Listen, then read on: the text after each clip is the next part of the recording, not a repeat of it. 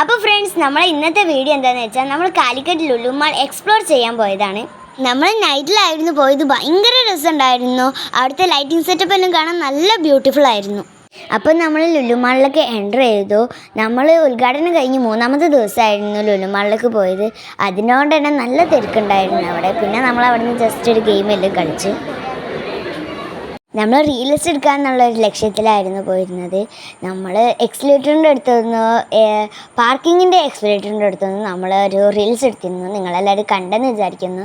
അവിടെ മാത്രമായിരുന്നു ഒഴിഞ്ഞിടുന്നിരുന്നത്. ബാക്കി എല്ലായിടത്തും ഭയങ്കര റഷായിരുന്നു. അപ്പോൾ നമ്മൾ ഓരോ സ്ഥലത്ത് പോയിട്ട് ഓരോന്നിങ്ങനെ കാണിച്ചുകൊണ്ടിരിക്കുകയായിരുന്നു. വെറുതെ ഇങ്ങനെ എന്തെങ്കിലുമൊക്കെ ഒന്ന് കഴിച്ചിരിക്കണമല്ലോ, ടൈം പാസ്.